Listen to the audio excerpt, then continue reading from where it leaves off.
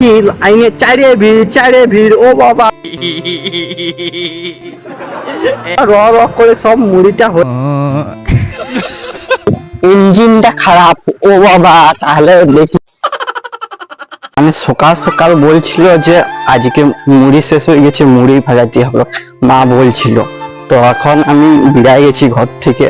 তো আমার সাইকেলটা 3 কোটি টাকা সাইকেলটা নিয়ে নিচ্ছিলাম। চলো তাহলে যাওয়া যাক।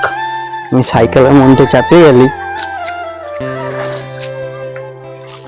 তো সাইকেলের মধ্যে চাপে গেলি, চলো তাহলে আজকে মুড়ি ভাজা যাক আর তোমাদের সাথে পুরো ব্লগটা শেয়ার করবো।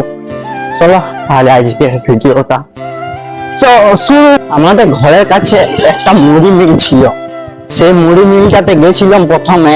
তো যাই দেখিলি ইঞ্জিনটা খারাপ ও বাবা। তাহলে দেখলাম যে চলছে না, তো বন্ধ হয়ে গেছে। মনে হচ্ছে না যে আর খুলবে আর চলবে না মেশিনটা পুরো একদম। তারপরে ঘর থেকে ভাবলাম তাহলে একটু দূরের একটা মেশিন আছে ওইখানেই যাওয়া যাক।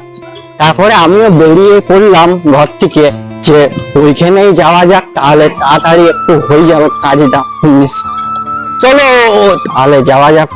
ও বাবা মুড়ি ভাজাতে আসি পরে দেখি লাইনে চারে ভিড় ও বাবা, দমে বড় লাইন দেখছি ও বাবা। তারপরে তাড়াতাড়ি করে চারে ভাজাই নিলি মুড়িটা ও বাবা। এরপরে আর আগুনটা যা দপদপায় জ্বলছিল আর পুরো র র করে সব মুড়িটা হয়ে গেল। তারপরে আমার সাইকেলটা চাপাইনি চলে আলি ঘর। চলো তাহলে ঘর যাওয়া যাক এখন।